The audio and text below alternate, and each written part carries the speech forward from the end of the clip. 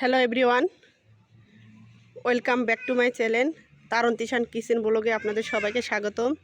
আজকে আমরা চলে এসেছি আমাদের সবজি খেতে কিছু সবজি নেওয়ার জন্য। আমাকে আজকে সবজি তুলতে সাহায্য করবে আমার বাবু। বড় বাবুটা দেখে নেন, বাবু আমাকে সবজি তুলতে সাহায্য করবে। দেখেন অনেক সবজি হয়েছে আমার এখানে, পালং শাক, লাল শাক, মেথি শাক, এই যে লাউ গাছ লাগিয়েছি, কিছুদিনের মধ্যে জানলায় উঠে যাবে, প্রচুর পরিমাণ লাউ হবে। এদিকেও কিছু লাউ গাছ লাগিয়েছি, দেখেন দেখেন কত সুন্দর লাল শাক হয়েছে। কিছুদিন পর এগুলো তুলে নিয়ে রান্না করে খাবো। টমেটো গাছে প্রচুর পরিমাণ ফুল এসেছে, কিছুদিনের মধ্যে প্রচুর পরিমাণ টমেটো হবে। টবের মধ্যে কিছু বেগুন গাছ লাগিয়েছি, বেগুনের প্রচুর পরিমাণ ফুল এসেছে, বেগুনও হয়েছে, দেখাচ্ছি আপনাদের। সাদা বেগুন হয়েছে বন্ধুরা, এক থোকা বেগুন হয়েছে, দেখো কত সুন্দর। কিছু টমেটো গাছ লাগিয়েছি, দেখো গাইস কত সুন্দর টমেটো হয়েছে, পর্যাপ্ত পরিমাণ টমেটো ধরেছে বন্ধুরা। এখন আমার বাবু আপনাদের কিছু শাক তুলে দেখাবে। বন্ধুরা তোমরা কেমন আছো? আমরা সবাই ভালো আছি। আমি এখন কিছু শাক তুলে দেখাবো আপনাদের।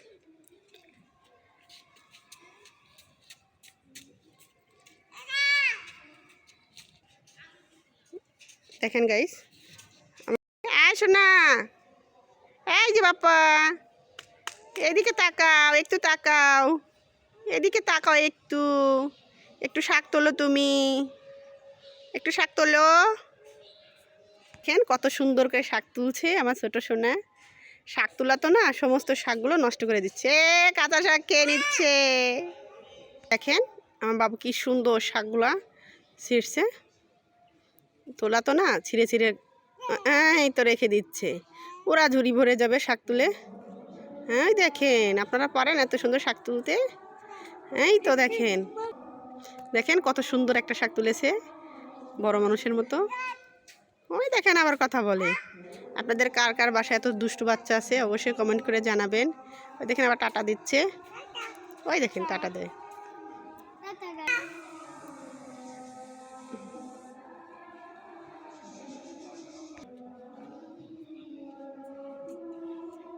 আমার একটা পছন্দের পালং পনির রেসিপি আজকে আমাকে বানিয়ে দিবে, সেটি খেতে খুব মজা। একবার হলে পালং পনির রেসিপি তৈরি করে বাসায় খেয়ে দেখবেন, সেই মজা লাগবে। আমার পর্যাপ্ত পরিমাণ শাক তুলে নেওয়া হয়ে গেছে, এখন বাসায় যেয়ে রেসিপি তৈরি করব।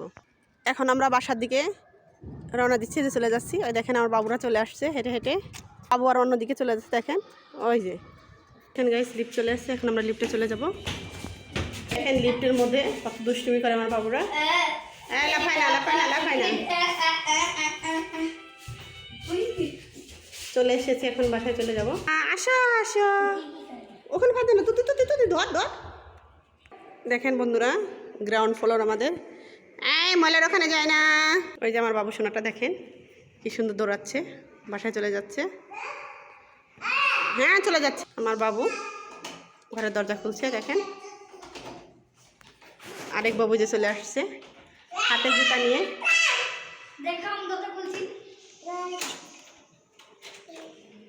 ওই দেখেন ঘরের মধ্যে ঢুকে গেছে বাবু।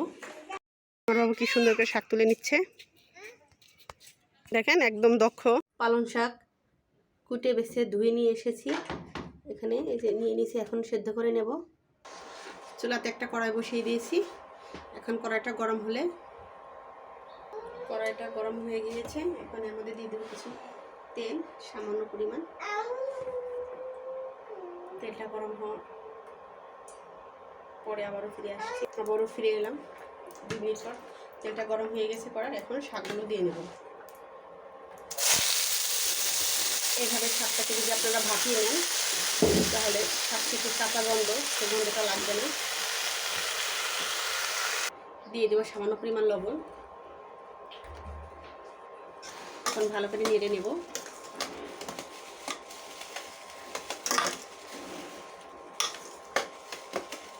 শাকের মধ্যে অতিরিক্ত পানি দেওয়ার কোনো প্রয়োজন নেই, শাক থেকে এমনিতে অতিরিক্ত পানি উঠে গেছে।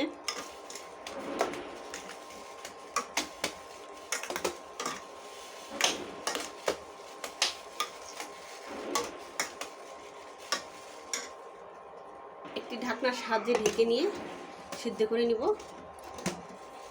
এদিকে শাকটা সিদ্ধ হতে থাক। পনিরটা রান্না করার জন্য যে মশলা লাগবে মশলাগুলো আমি তৈরি করে নিব। যতক্ষণ পর্যন্ত শাকটা ভালো মতো সিদ্ধ না হবে ততক্ষণ সিদ্ধ করে নেবেন। ঢাকনা তুলে এখন শাকগুলোকে আবার একটু নেড়ে নেব।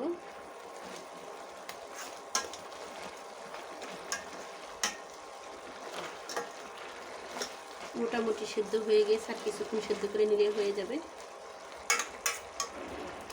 আর ঢাকনা দিয়ে ঢেকে দিতে হবে না, এমনিতে সিদ্ধ হয়ে যাবে। আবার একটু নেড়ে নেব।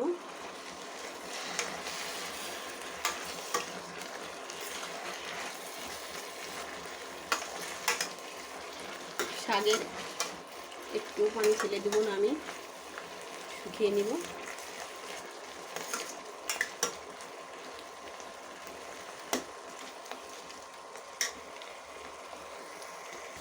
আমার শাকগুলোর মধ্যে সমস্ত পানি শুকিয়ে গিয়েছে।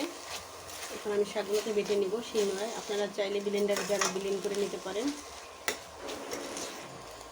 এটাকে বেটে আবারও ফিরে আসছি। কড়াইটা গরম হয়ে গিয়েছে, এখন আমি পরিমাণ মতো তেল দিয়ে নেব। আপনারা আপনাদের পরিমাণ মতো তেল দিয়ে নেবেন, কম বা বেশি যার যেমন পছন্দ। দিয়ে এর মধ্যে দিয়ে নেব সামান্য পরিমাণ একটু হলুদের গুঁড়া, সামান্য পরিমাণ একটু লবণ,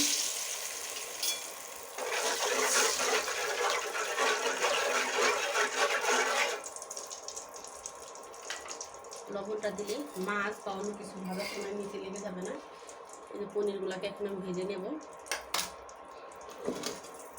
তেলটা গরম হয়ে গিয়েছে, এখন এক এক করে দিয়ে দেবো পনিরগুলো।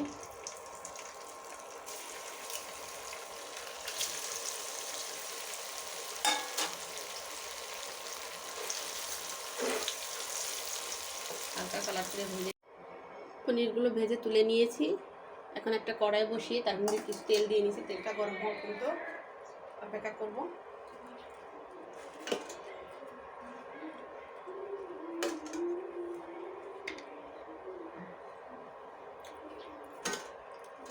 যেহেতু শাক রান্না, শাক দুপুরের মধ্যে, সেজন্য আরেকটু তেল দিয়ে নেব।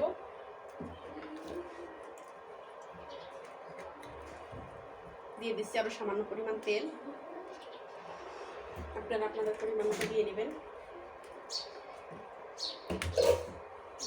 তেলটা গরম হয়ে এলে এর মধ্যে দিয়ে দেবো একটা তেজপাতা মাঝখান থেকে চিড়ে, দিয়ে দেবো 2টা শুকনো লঙ্কা চিড়ে, সামান্য পরিমাণ কালো জিরা, একটু সাদা জিরা দিয়ে ফোড়ন দিয়ে নেব। একটু হালকা ভেজে নেব।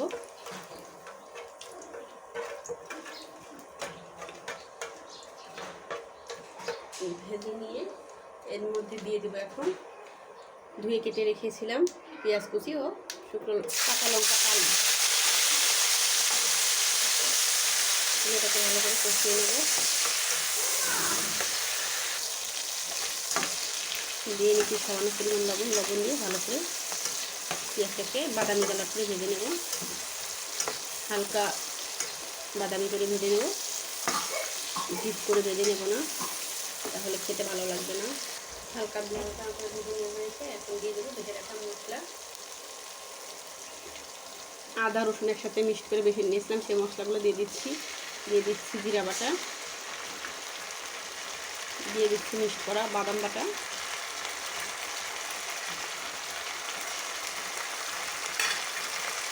এবার আমি এর উপরে ভালো করে মশলাটাকে কষিয়ে নেব। আপনাদের কাছে যদি সব ধরনের বাদাম না থাকে তাহলে শুধু চীনা বাদামটা দিয়ে নেবেন।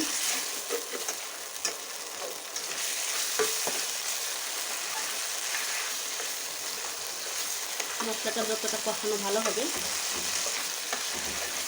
খেতে ততটা ভালো লাগবে।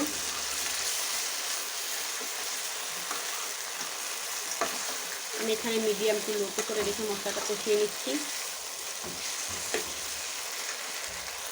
মশলাটা আমার ভালো করে কষিয়ে নেওয়া হয়ে গেছে। এখানে এর মধ্যে শুকনো লঙ্কার গুঁড়ো দিয়ে দেবো 1 টেবিল চামচ, 1 টেবিল না 1 চা চামচ। 1 টিস্পুন দিয়ে দেবো হলুদের গুঁড়া, 1 টিস্পুন ধনিয়া গুঁড়া দিয়ে মশলাটাকে ভালো করে আবারও কষিয়ে নেব।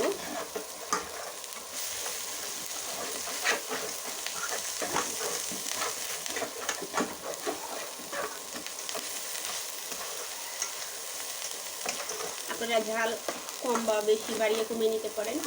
আমি যেরকম ঝাল খেতে পছন্দ করি তেমন ঝাল দিয়ে নিয়েছি। দিয়ে নেব পরিমাণ মতো একটু পানি দিয়ে আবার কষিয়ে নেব।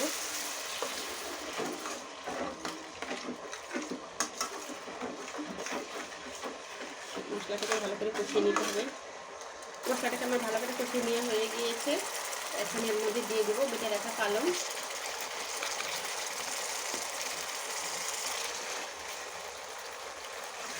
পালং শাক পেস্ট দিয়ে আবার ভালো করে কষিয়ে নিতে হবে।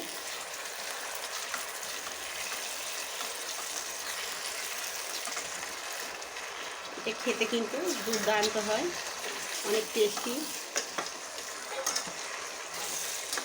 স্বাস্থ্যকর একটি খাবার। এই শাকে প্রচুর পরিমাণ আয়রন আছে আর পনিরে আছে প্রচুর পরিমাণ ক্যালসিয়াম।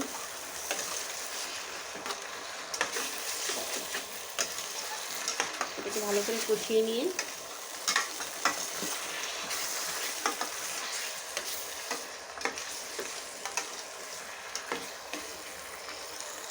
ভালো করে কষিয়ে নেওয়া হয়ে গিয়েছে। দেখেন শাক আর মশলা থেকে তেল ছেড়ে দিয়েছি। এই পর্যায়ে দিয়ে দেবো কিছু পরিমাণ পানি।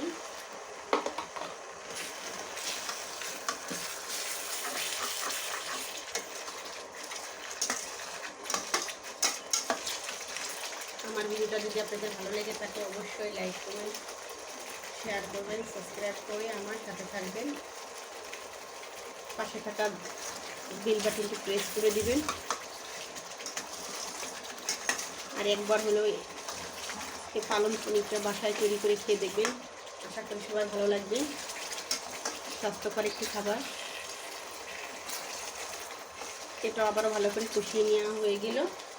এখন এই পর্যায়ে দিয়ে দেবো আগে থেকে ভেজে রেখেছিলাম পনিরগুলা আরও হয়েছিল। আমার বাবুরা ভাজাগুলো দিয়ে খেয়ে ফেলেছে অর্ধেকটা, অনেক পছন্দ করে আমার বাবুরা এই পনির দিয়ে আবারও ভালো করে মশলা সব কিছু উপকরণ একসাথে ভালো করে আবারও কষিয়ে নেব।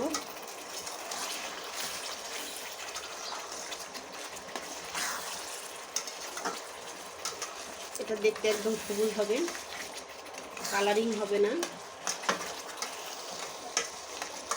কিন্তু খেতে সেই স্বাদ।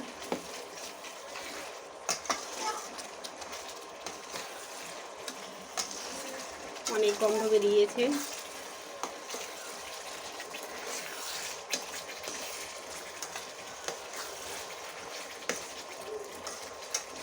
ভালো করে কষিয়ে নিয়ে দেখো কত সুন্দর পালং পনির থেকে তেল ছেড়ে দিয়েছে। অনেক সুন্দর করে কষিয়ে নিতে হবে বন্ধুরা। এখন এই পর্যায়ে দিতে হবে পানি। আর যারা পেঁয়াজ রসুন খাও না তারা স্কিপ করে বাকি সব উপকরণ দিয়ে এই রেসিপিটি তৈরি করে খেয়ে দেখবে অসাধারণ লাগবে। এটা রুটি, পরোটা, লুচি বা ভাত দিয়ে খেয়ে নিতে পারো। আমরা ভাত দিয়ে খাবো।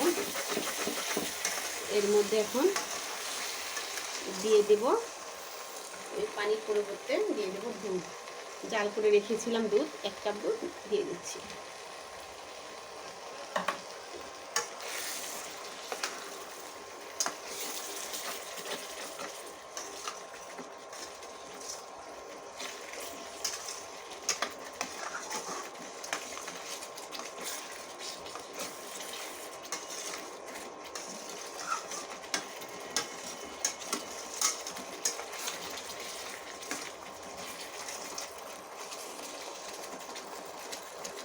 5 মিনিট রান্না করে রান্নাটা আমার হয়ে গিয়েছে। এখন 1 চামচ পরিমাণ ঘি দিয়ে নামিয়ে নেব।